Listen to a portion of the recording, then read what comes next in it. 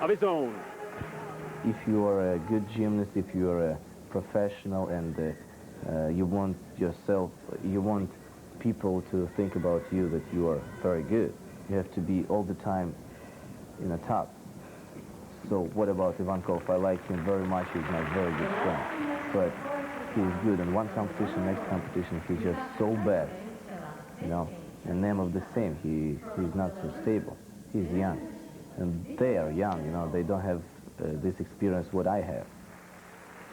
What a story of consistency in the last 8 years in every major international competition he's been in. Vitaly Sherbo's never been lower than third on the floor exercise. Well, Carol, he's just a master. He certainly is. He is loaded with experience.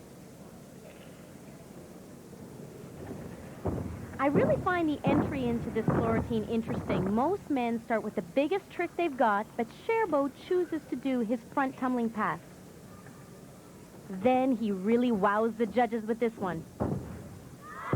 Full twisting double layout. What the judges really like about Sherbo are his landings. Everyone is solid. He really calculates it, anticipates it, and locks it in. Everything with Sherbo just so together, as you said.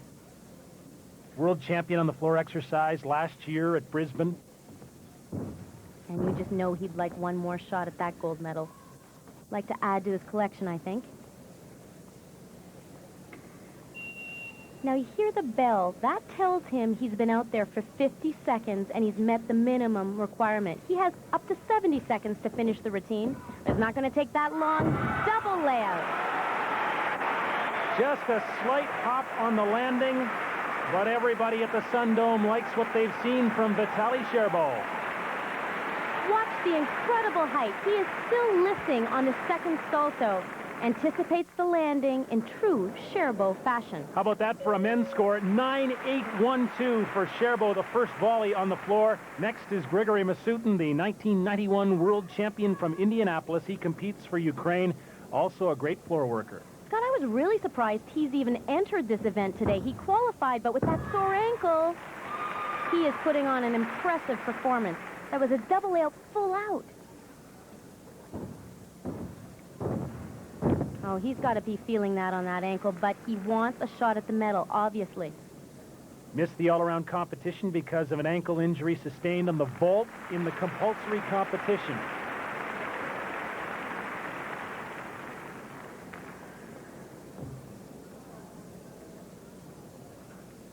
Well, he certainly looks determined. He doesn't seem to be letting anything interrupt his concentration.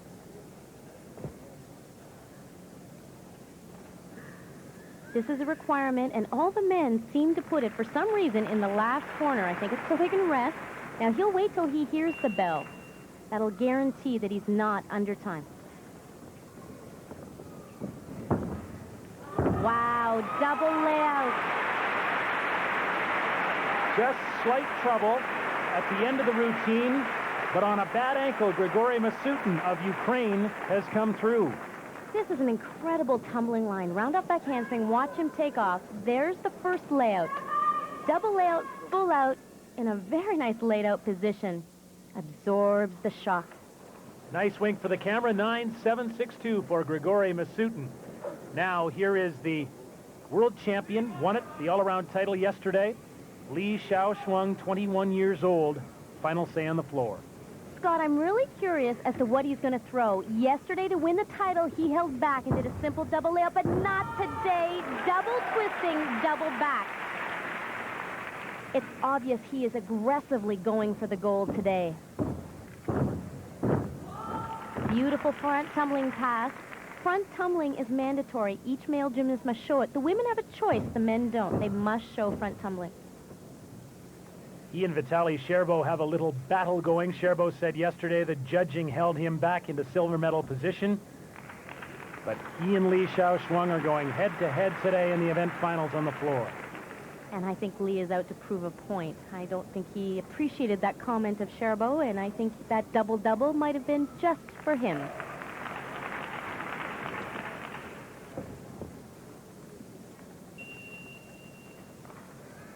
There's the mandatory scale. The men use it to rest and really focus for the last line. For Lee, it's got to be a big one. And it is double layout. Finishes up nicely. Sherbo had a 9.812. What's in store for Li Xiaoshuang of China? Well, I think the judges have a real dilemma here. Is it Sherbo or is it Lee? It's going to be a tough choice with tricks like this. Incredible. Looks for the landing, anticipates it, and absorbs that tremendous impact. 9.775, which means the gold medal goes to Vitaly Sherbo. Lee is second. Grigory Masutin, the bronze. Sherbo, gracious in victory. You know, I did not perfect, but I did very well. And 2 days ago in a press conference, I said that yellow color better than silver color. So you see, I got to the yellow color. It's more beautiful. Pommel, a very difficult event, and for Switzerland, Li Donghua with an interesting story to tell. It is interesting, and being the romantic that I am, I love this story. He was a member of the Chinese national team living in China. There was a tourist visiting, and he happened to meet her, fall in love, and they got married. Since then, he has moved back to Switzerland to be with her, and just 2 or 3 days prior to Dortmund, he got his citizenship. So this is his second World Championships representing Switzerland, and believe me, they are completely ecstatic at the addition of Lee to their national team. Needless to say, Lee is a pommel horse expert. Beautiful extension on that flare work. Won a bronze medal in Brisbane at the World Championships on this event for Switzerland. And Scott, you can tell just by the duration of the routine, he's got a lot packed in there.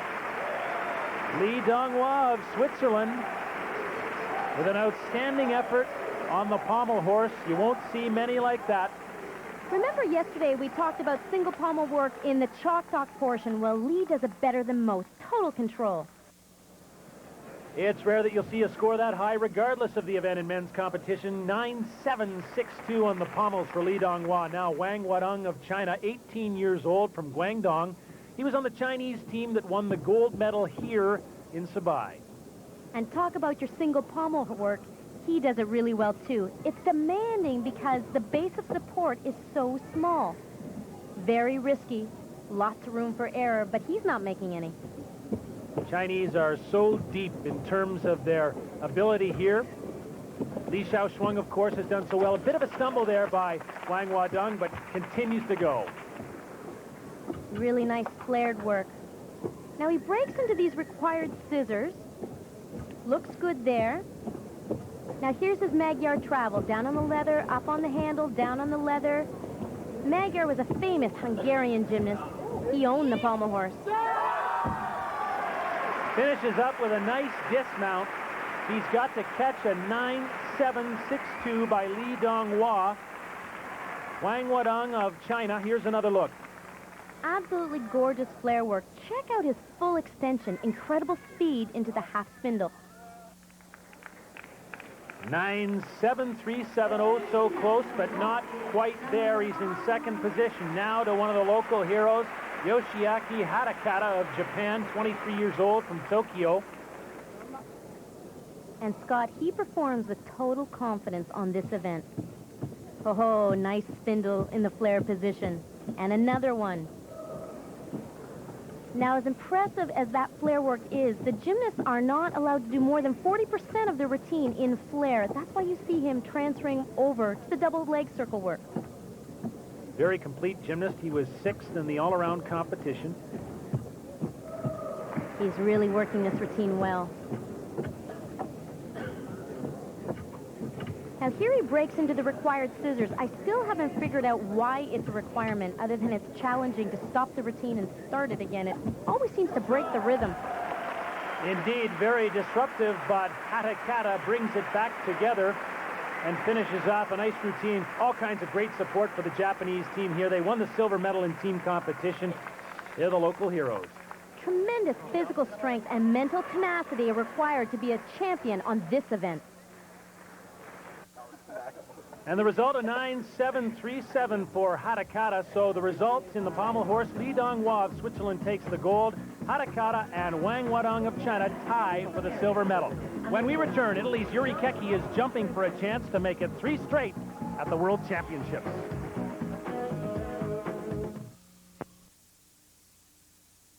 Look forward to, and the ringmaster himself, Yuri Keki, 26 years old, of Italy. The last 11 international competitions he's competed in, he's won the gold medal on the rings. Just a story of dominance. Oh, that's for sure. That song, Nobody Does It Better, this could be his theme song. Keki is respected by everyone around the world as the best on rings.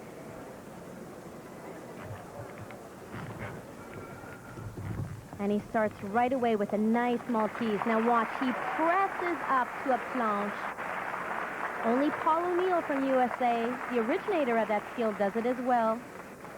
That's his inverted cross. Nice and steady. Swings to a Maltese. Now watch this, back lever, picture perfect iron cross. Look at the confidence he's got going there. Power and control personified. Yuri Keki, 2 times the World Rings champion, trying for 3 in a row. Only the dismount now to set up for.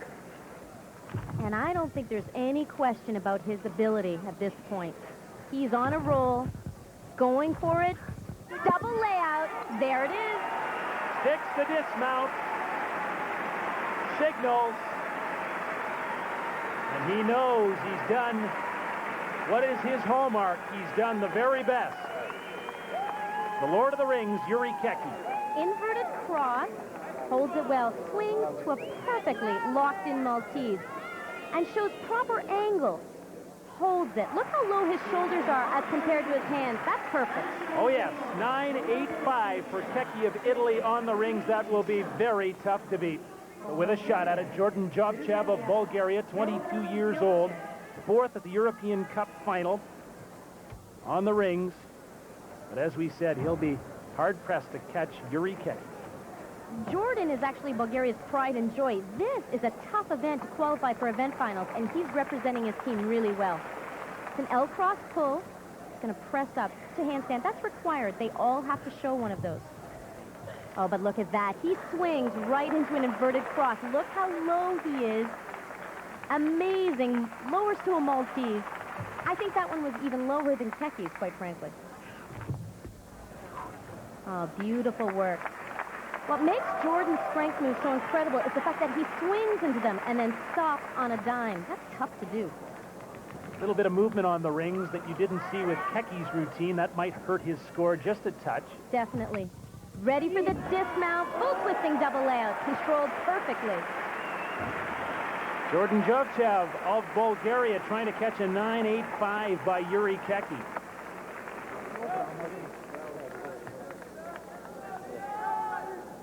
There's Keki on the sidelines. Now watch. Jordan has to throw the rings away as hard as he can to avoid hitting them with his feet as he completes the full twisting double layout. Lands his dismount nicely, stands up straight. There's the score, 9-7-5. Not enough to get Keki. Puts him in 2nd position. Romania's had a great World Championships. Here's one of the stalwarts of the team, Dan Barinka. Not a very big guy, 23 years old, part of the bronze medal team. Ah, but he's got a very nice Azarian to iron cross. The Azarian is named after the former Soviet Union superstar. Look at that, showing great strength moves. Oh, he's holding that Maltese really well. Nice low iron cross. Again, check out the line between his shoulders and his hands. Bronze medal at the World Championships in the rings in Brisbane. Getting into a little trouble there in that handstand, but controls it well to the L cross. All of those positions have to be held for a minimum of 2 seconds, but these guys, they really exceed that limit. Double layout. Flaps his wings, but little Dan Barinka hangs on at the end of the routine, and Yuri Keki won't celebrate yet. Barinka's score still to come. He throws the rings away as he pulls a really good double layout, but he lands with his feet slightly in front of him. That's why he has to circle his arms to try and save that landing. 9.762, not enough to catch Yuri Keki of Italy. There's the celebration. The gold medal goes to Yuri Keki. Dan Barinka has to settle for the silver. Jordan Jochev, the bronze. Keki continues to dominate. Now I'm very, very happy. For me, this is the more difficult competition that I did before, because my opponents are always more strong, and today was very, very difficult. I was very nervous, but now I'm very relaxed and very satisfied. When we return, they'll get airborne with the vault as the Air Canada World Gymnastics Championships continue. High-tech driving ranges which dot the urban landscape. Skyscraper-like nets, a two-tiered tee area. People play golf in the center of the city, and that's because it's just too expensive to play on the course, about the equivalent of 250 Canadian dollars. Now, there's been a boom in this sport recently in Japan. In the sport of gymnastics, however, there is a long and rich history here. And with more on that, let's send it down the fairway to Carol Orchard. Japan is an ancient society built upon centuries of tradition. Practices are handed down from generation to generation. The focus of this culture has always been on artistry and perfection, and the same holds true in gymnastics. Known throughout the world for their commitment to excellence, the Japanese male gymnasts boast a brilliant history of innovation. Endo, Kazumatsu, Tsukahara, Yamashita, these are the cornerstones of gymnastics. In 1964, Endo invented the high bar element named in his honor. Endo circles are still performed today by both men and women on bars. In '62, Yamashita vaulted his name into the history books by perfecting the handspring pike vault. At the 1992 Olympic Games in Barcelona, the Yamashita half was the women's compulsory vault. Tsukahara made his mark on two different events. In '72, he originated the full twisting double back high bar dismount. So out of this world, many refer to it as the moon salto. But he is undoubtedly best remembered for his Tsukahara vault. The women will be performing his vault during the compulsory competition in the 1996 Olympics in Atlanta. '74 was a memorable time for Kazumatsu. His name will live on for his original vault. Canadian Curtis Hibbert brought the Kazumatsu into the 90s with a new twist. From the 1960 Olympics in Rome through to the 1978 World Championships in Strasbourg, the Japanese men's team won 10 consecutive gold medals. No other nation has ever built such a dynasty. They're hoping these championships could be the turning point for recapturing past glories. But their contribution to gymnastics is so much more than just the victories. Their place in history is secure. Their legacy is eternal. Chalk Talk with Carol Orchard, presented by Hertz. On to the men's vault. Alexei Nemov of Russia touted as the next great superstar. He didn't qualify for the all-around final. Now he has a chance in the event finals to shine. Во-первых, нам надо сделать свое дело, выступить, сделать так программу, чтобы в свою силу. То есть пройти все ровно, не упасть нигде, постараться, насколько это возможно. Ну и, конечно, как получится, там мы сделаем свое дело и будем стараться бороться за первое место. Carol, a really likable guy, one of your favorites in terms of this competition, but he had a rough go in the all-around qualifying. He really is. I think everybody thinks he should be the world champion. He just hasn't been able to pull it together yet. But this could be a second chance for him. He could be the world champion on at least one event. Oh, he's got it. Yurchenko half on, front pike half. Same story for the men as the women. They must vault twice and take an average of their scores. Here's a great shot of that. Round off onto the board, but he has to do a half turn, front pike, just like Chris Burley from Canada, but Nemov adds a half twist. Beautiful vault. 9.762, so a strong start for Alexei Nemov. Won the vault at the European Cup. Now, both vaults are average, but they must be different, and his is. He left out the half twist. Waves to the crowd, puts a smile on Alexei Nemov's face, and he's got a bit of that swagger. The white lines on the landing mat are there for the judges' benefit. The first three are areas of deduction for short vault, but Nemov lands beyond the last line, guaranteeing himself big bonus points. Second score is a 9.75 for an average of 9.756 for Nemov of Russia. Up next, Grigory Masutin of Ukraine. You'll remember he hurt his ankle on the vault in the warm-up in the compulsory competition. And I'm surprised he's competing on this event at all. Incredible. Front handspring, front layout with a 1.5. What a gutsy performance, just like Shannon Miller. He really held on to the dismount as well, didn't take the step. Here we get a good shot in slow motion. There's the front handspring. He has to do a front layout twist very fast to fit in the 1.5. Now watch, he really manipulates the landing to minimize the deduction, and I think to protect that ankle. Whoa, great score to start. 9.8 for Masutin. If he can nail another one, he'll be ahead of Nemov. Now remember, it has to be a completely different vault. And is it ever different? Handspring, double front, one of the best in the world. No ill effects of that bad ankle. Grigory Masutin, the 91 world champion. Wow, there's the handspring. Two saltos, completely blind landing. Look at that, incredible. 9.712 for the second vault. 9.756 is the average. Ties him now with Alexei Nemov. And with final say, Vitaly Sherbo of Belarus. Well, he really is a champion. And this is a good event for him. Ooh, I love that look of intensity. He knows what he's up against. He knows what the others have scored. Oh, a good Yurchenko double twist, but check the distance. And actually, he looks down. He does check the distance. He's a little short. He won't get those valuable bonus points. Round off onto the board, back handspring. A beautiful double twist, but watch where he lands. Much shorter than Nemov. Vault champion from the 94 and 93 worlds. 9.712 for Sherbo on the first attempt. Now he has to throw a different vault. I wonder if he'll throw the Sherbo.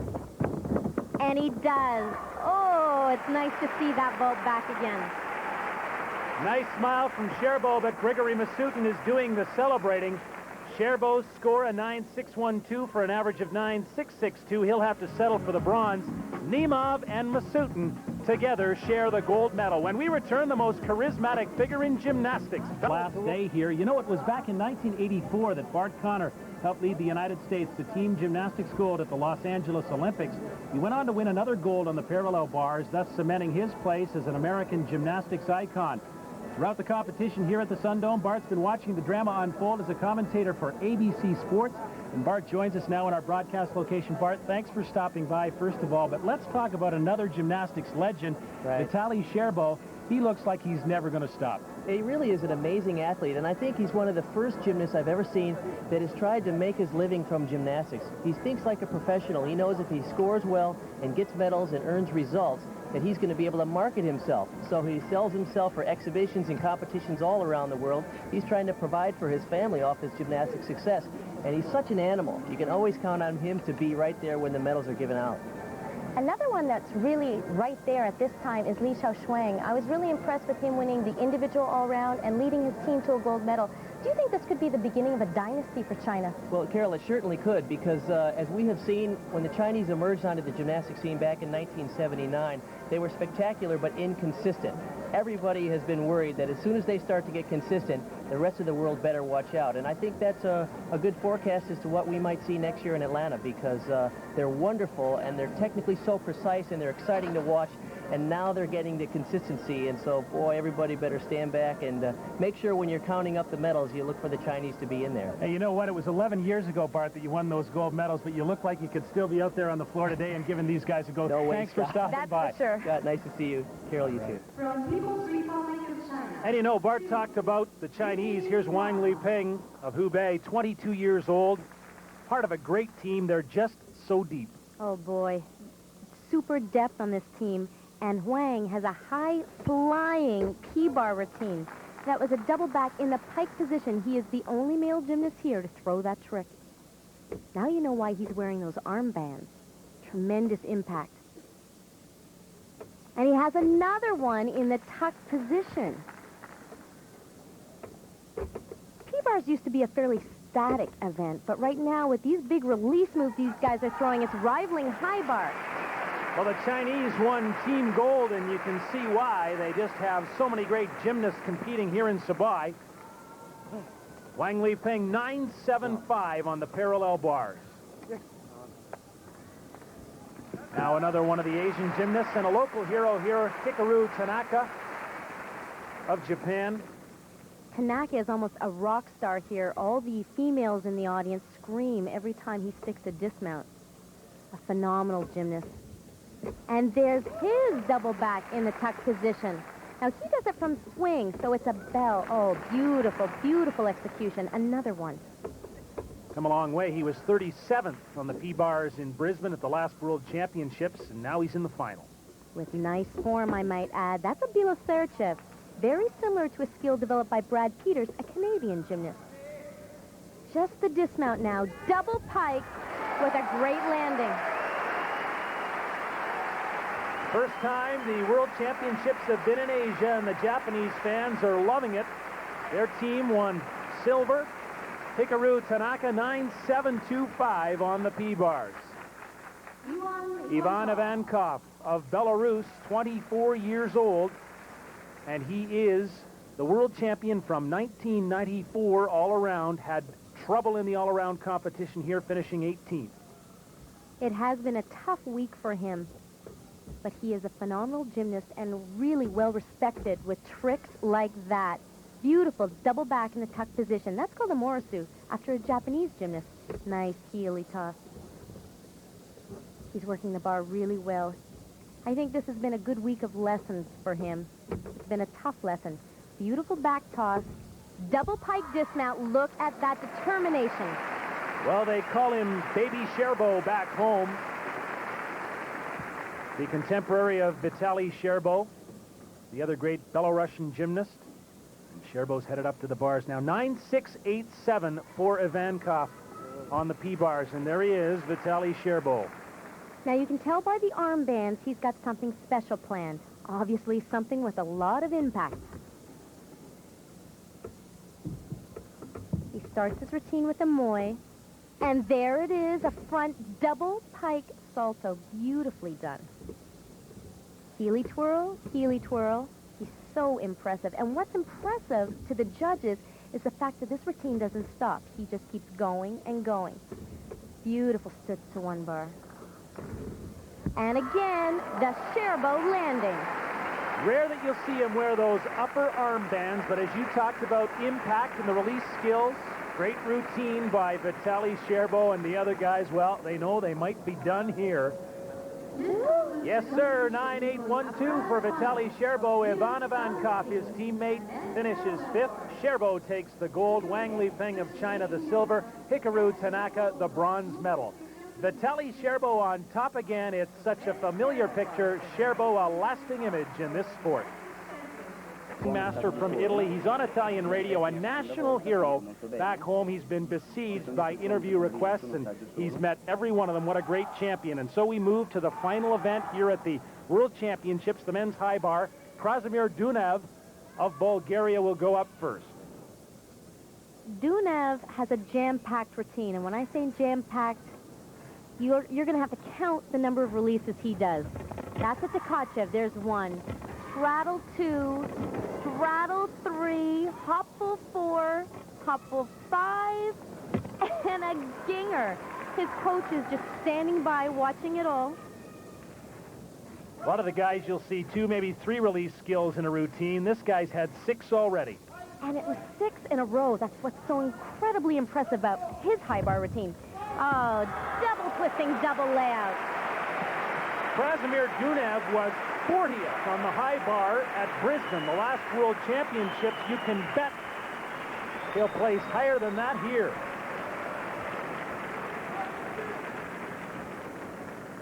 Here's a look at his release moves. That's the first one, Tkachev. Then he straddles the Tkachev, heading into his third, but remember, he had 3 more after that. Well, he hardly touched the bar, but a 9.75 for Krasimir Dunav after all those release skills. Andreas Becker of Germany, 25 years old, a perennial second-place finisher, has 1 more shot on the high bar.